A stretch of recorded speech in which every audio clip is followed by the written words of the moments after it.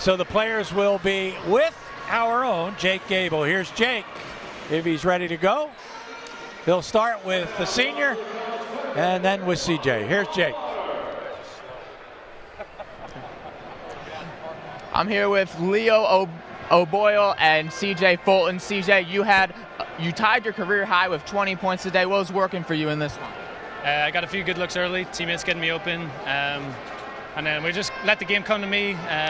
Got some foul shots at the end that I knocked down, so yeah, pretty happy. And then Leo, this was your senior day. You came out here, you had a big day. You had that controversial foul call at the end, but you had a great game, scored a lot of points. What it felt like going in with the emotions today? It was definitely a weird feeling. You know, you never think your 4 years are going to be over until it comes up on you. But I'm glad we came out today. My teammates are ready to play. I did a great job playing today, and they got me the win. So I'm proud of that. And we're coming down the home stretch. Only a couple games left before the season ends. You're nearing that 1,000-point total. Is that on your mind at all? I'm not trying to think about it. I know people keep asking me about it, how many I'm away and stuff, but really just want to keep winning, and, you know, I'll get it if we get the job done. So. And that trick play, inbound play on the end, what's going through your mind on that one? That's just our coaches, a lot of basketball knowledge right there. You know, a lot of people don't think you could even do that, so I hope somebody learned something new today.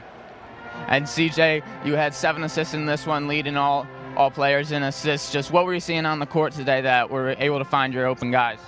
Yeah, I mean, we know that when we execute, that we're going to get good looks. We've got really good shooters, guys rolling to the basket. So, yeah, they make my life easy just getting open when we execute. So. Well, thank you guys so much. I appreciate it. CJ Fulton, Leo Boyle, both coming up big for the Leopards in this one, getting that overtime win. It's Coach Jordan in there, and certainly he'll probably want to talk about the Eagles and maybe not so much about the game. Yeah, he's walking away right now. Where's Mike going? Oh, I don't know. It looks like he's headed. Yeah. Now they're going to bring him back. Here he comes. Yeah, he has to talk about this one. He's earned it. This will be fun. All right, here's Jake. How's it going, Coach? It's going.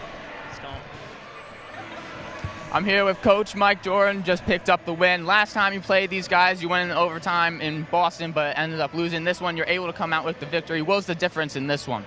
I think we executed down the stretch, especially in our overtime.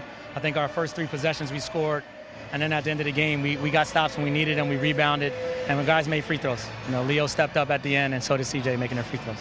That inbounds play at the end, you had a little trickery going on there. Is that one you were waiting to pull out, or do you like that one? We actually stole that from Princeton. That's an old Princeton play. We figured we could get it on them, and it worked. And you've only got a couple games left going into the conference tournament. Just what are some things that you're looking out for in order to prep for that tournament? We just got to continue to execute and continue to do our jobs. You know, we have jobs on defense that we need to do. Again, we just got to focus on the details, because when it comes, at the end of the day, it all comes down to the details, and we got to focus on those. And last one, you're rocking the Jalen Hurts jersey. I know you're a Philly guy, went to Penn. Just what made you choose this look today? I wanted to do it a while ago, and my wife talked me out of it. And then I saw, you know, Dawn Staley, who is somebody that I look up to, you know, growing up, watching her play and coach. And I saw her, she had it on. So I said, you know, if Dawn could do it, then I could do it too. You know, it's a Philly thing. Well, congrats, Coach, on the win. I appreciate you taking time to talk to us. Back to you guys. Thank you very much, Jake. And it's time for the highlights. I'm not sure how we're going to fit them all in, John. Yeah, we're certainly going to have to leave some out. We just only have so much time. And we talked a lot about CJ Fulton, all the things he does. I use the word artist, and that's what it takes. It takes a certain artistry to negotiate that high ball screen as well as he does. And then he contributes from the outside. He had a couple of threes in the first half. You can't go under the screen on him because CJ Fulton just cool as a cucumber, lining up the three. Boston University did a nice job, Gary, moving the ball. They hit some threes. This was a formidable opponent. Zink did a nice job, Nevin Zink.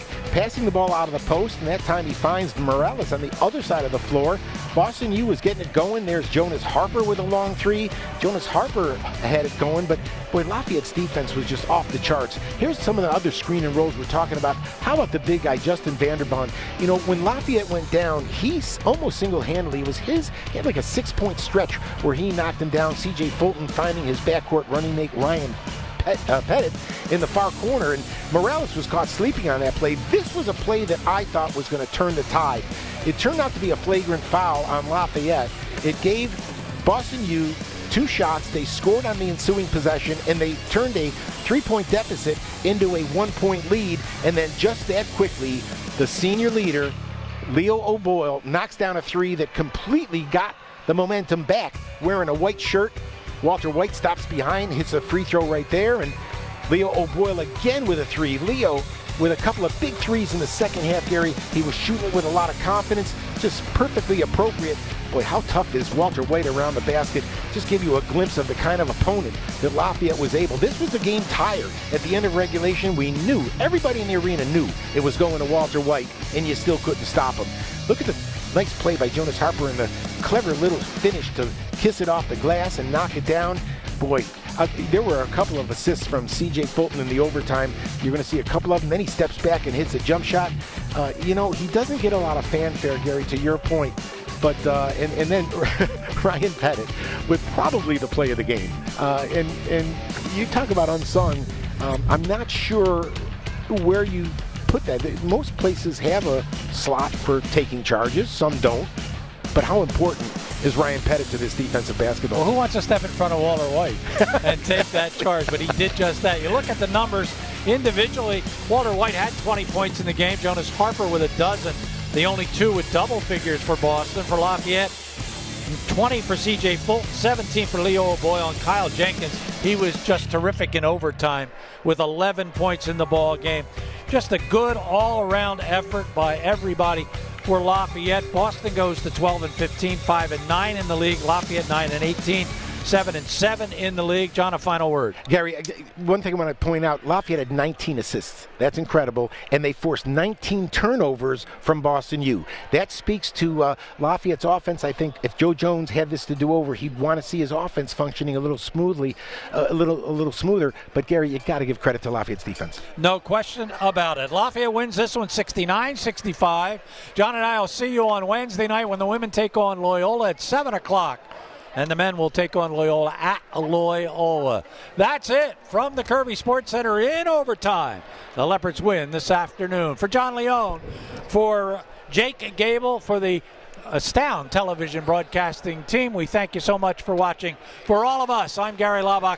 Goodbye, everybody.